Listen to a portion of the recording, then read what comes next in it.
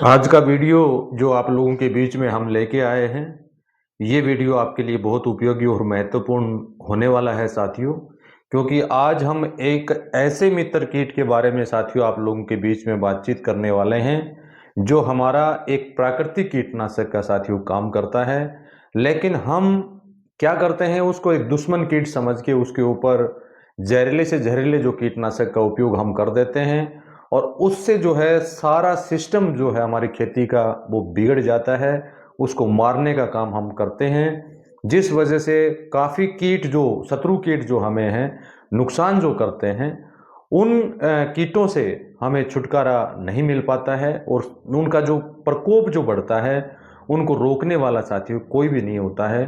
तो आज हमारे लिए एक सबसे महत्वपूर्ण ये वीडियो में जानकारी हम देंगे कि वो कौन सा ऐसा मित्र कीट है जो आपके लिए बहुत बड़ा फायदेमंद है, बहुत बड़ा लाभदायक है। तो साथियों वीडियो को पूरा देखें और एक एक चीज़ को ध्यान से सुने, ताकि आपको व्हाट्सएप मैसेज करने की साथियों आपको आवश्यकता ना पड़े। तो किसान साथियों नमस्कार, मैं अमित महिला यूट्यूब चैनल के ऊपर आपका हार्दिक स्वागत है, अभिनंदन है।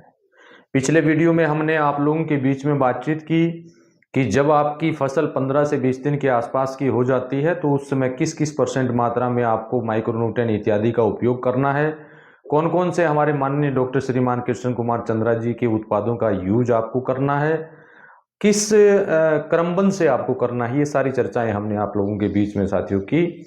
और मैं सभी किसान साथियों से निवेदन करना चाहूँगा, जो साथी नए हमारे बीच में आए हैं वो चैनल को सब्सक्राइब करके बेल आइकन घंटे को दबा के ऑल पर क्लिक करने का कष्ट करें, ताकि आगे आने वाले हर वीडियो का नोटिफिकेशन साथियों आपको मिल सके।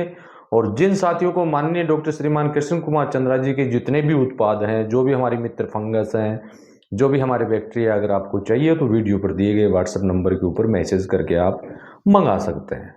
साथियों आज जो हम आप लोगों के बीच में बातचीत करेंगे, वो करेंगे एक मित्र कीट। मेरे पास काफ़ी व्हाट्सएप किसान साथियों के द्वारा प्राप्त होते हैं, मैं उनकी कुछ फोटो भी जो है यहाँ पर अंकित कर दूंगा, जिससे आपको पहचानने में आसानी होगी।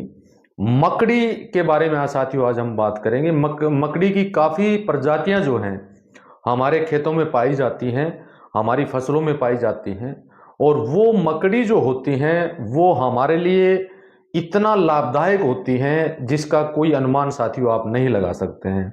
लेकिन उन मकड़ियों की अलग अलग रूपरेखाएं होती हैं। कुछ मकड़ियां विदाउट जाले काम करती हैं, कुछ मकड़ियां जो होती हैं वो जाला बना के कीटों पर आक्रमण करने का काम साथियों करती हैं। तो इसको हम एक प्राकृतिक कीटनाशक भी साथियों कह सकते हैं, इसको एक हमारा नेचुरल मित्र कीट भी हम कह सकते हैं। भारत के अंदर काफ़ी प्रजातियां जो हैं मकड़ी की, काफ़ी प्रजातियां पाई जाती हैं भारत के अंदर। काफ़ी बार हमने देखा है, यानी जो हर क्रॉप में, जैसे गेहूं की बात करें, चना की बात करें, और विशेष करके वेजिटेबल की बात करें, वहां पर मकड़ी का जाला आपको मिलेगा। आप सोचेंगे कि हमारे लिए तो नुकसानदायक हो गया, हमें तो इससे नुकसान होगा, हमें इससे कोई फायदा नहीं होगा। तो उस डर की वजह से क्या करते हैं, आप उसमें रासायनिक डाल देते हैं, और रासायनिक डालने के बाद जो होता है वो मर जाती है। कोई फायदा आपको साथियों वहां पर नहीं होता है। तो मकड़ी मुख्य रूप से कार्य आपके खेत में क्या करती है? मकड़ी का मुख्य रूप से कार्य, जैसे आपके खेत में थ्रिप्स है, थ्रिप्स को ये अपने जाले में फंसाने का काम करती हैं। इल्लियां हैं, इल्लियों को अपने जाले में फंसाने का काम करती हैं। और कुछ मकड़ियों की प्रजातियां ऐसी होती हैं जो थ्रिप्स को खाने का काम भी करती हैं। यानी वो कह सकते हैं नरभक्षी, इसको हम कह सकते हैं, एक मांसाहारी कीट हम इसको कह सकते हैं। कहने की बात यह है, तो उस कीट को वो खाने का काम भी करती हैं, उससे यानी काफ़ी चौपट करते हैं। अगर सुबह से लेकर शाम तक की मकड़ी की अगर पूरी कहानी आप पढ़ें या देखें, यानी जहाँ पर आपको कहीं भी पौधे पर मकड़ी का जाला अगर आपको मिलता है, तो एक बार उसको बहुत ध्यान से देखना। आप सुबह से लेकर शाम तक उसका पूरा अवलोकन करना। अन्य पौधों की बजाय उस पौधे पर जो है, यानी थ्रिप्स का अटैक है तो वो ना के बराबर आपको मिलेगा, किसी प्रकार की इल्ली का अटैक है तो वो आपको ना के बराबर मिलेगा, किसी भी तरह की सफ़ेद मक्खी इत्यादि का प्रकोप है तो वो भी आपको ना के बराबर मिलेगा। बल्कि सफ़ेद मक्खी को तो क्या करती है, उसके जो छोटे जो कीट होते हैं उसको अपने जाले में बूंदने का काम करती है, और कुछ मकड़ियाँ गहरा जाला बना के उसके अंदर उनको घुसेड़ने का काम करती है, उनको अंदर डालने का काम करती हैं। तो मकड़ी जो होती है, मकड़ी हमारे लिए काफ़ी कीट की हम बात करें, बहुत कीट हैं इसके ऊपर एक दिन आने वाले समय में जो है एक विस्तार से वीडियो बनाएंगे। लेकिन आज ये वीडियो शॉर्ट वीडियो इसलिए हमने आप लोगों के बीच में डाला ताकि इसके प्रति जो है आप कोई ऐसी भ्रांतियां आपके दिमाग में ना रहें, जिससे कि काफ़ी मैसेज आते हैं इस बारे में, सर हमारे गुलाब की फार्मिंग है उसमें मकड़ी के जाले काफ़ी हो गए हैं।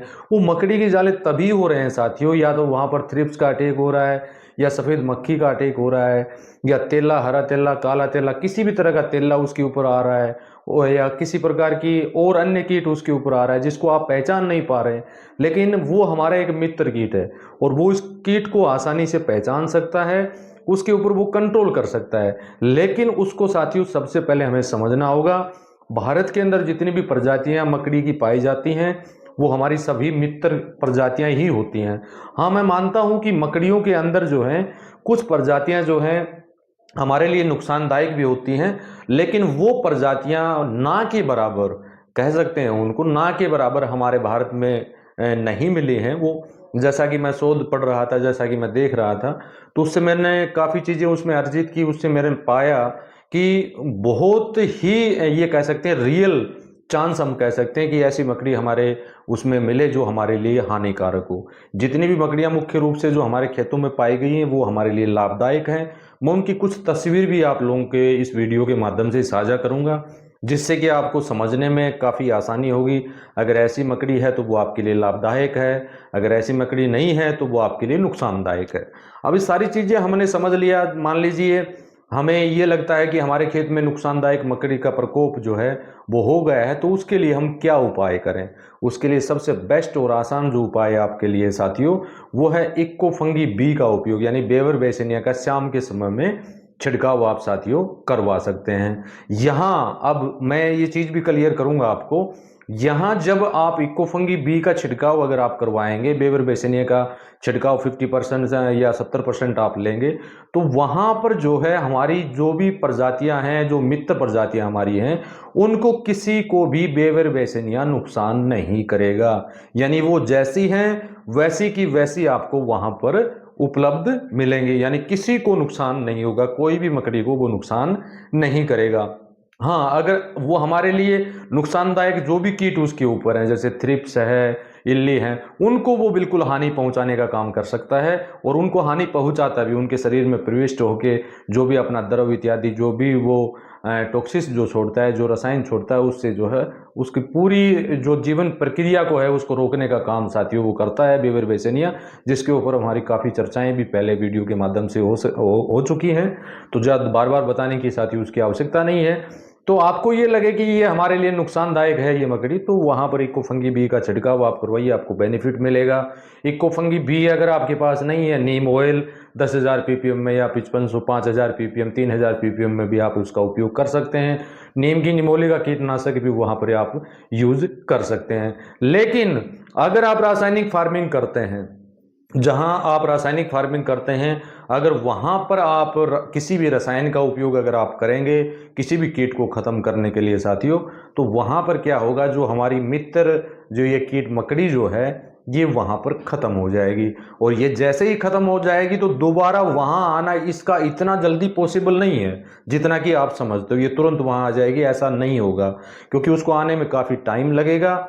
जब तक वो जो फसल है, अन्य कीट जो भी हमारे लिए शत्रु कीट जो पैदा हुए थे पहले, जो कि आपने जब उसमें रासायनिक डाला तो वो कुछ तो यानी हवा में उड़ गए, कुछ वहां रह गए, वो मर गए। लेकिन वो हवा में उड़ने वाले जितने भी कीट हैं वो दूसरी बार दोबारा उसके ऊपर अटैक करेंगे, और जब वो सेकंड टाइम उसके ऊपर अटैक करेंगे साथियों, तो उनको रोकने वाला जो है कोई भी नहीं होगा।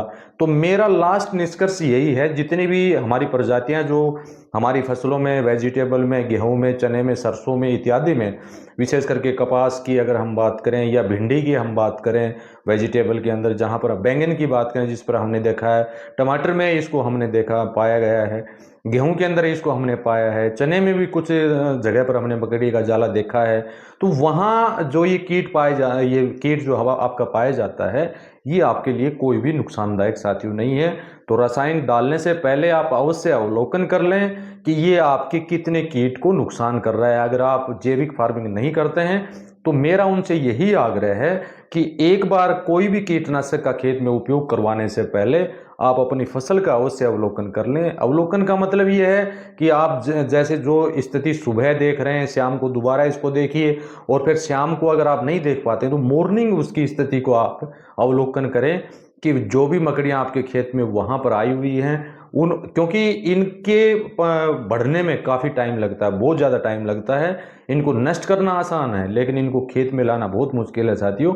तो ऐसी गलती मत करें। जो आपका मित्र कीट, सबसे महत्वपूर्ण मित्र कीट ये इसको हम कह सकते हैं, ये काफ़ी तरीके से कीट को, जो कीट के ऊपर आक्रमण करता है, कुछ को ये खाने का काम करता है, कुछ को अपने जाले में कैद करने का काम करता है, वहाँ पर वो मर जाता है। काफ़ी तरह से हम इसको कह सकते हैं कि लिए हमारे लिए बहुत बड़ी फायदेमंद ये जो है हमारा मित्र कीट है साथियों। तो वीडियो को ज़्यादा लंबा नहीं करूंगा, आने वाले समय में एक नई जानकारी के साथ फिर हम आप लोगों के बीच में हाजिर होंगे। और पुण्य में आपसे निवेदन करना चाहूँगा, आपके जो भी सुझाव हों वीडियो के नीचे कमेंट करके आप अवश्य देने का काम करें, ताकि आने वाला वीडियो अगर आपके किसी भी समस्या को लेकर होगा तो उसके ऊपर हम आप लोगों के बीच में बातचीत साथियों करेंगे, ताकि अन्य किसान साथियों को उसका लाभ प्राप्त हो सके। इसी के साथ नमस्कार, जय हिंद, जय भारत।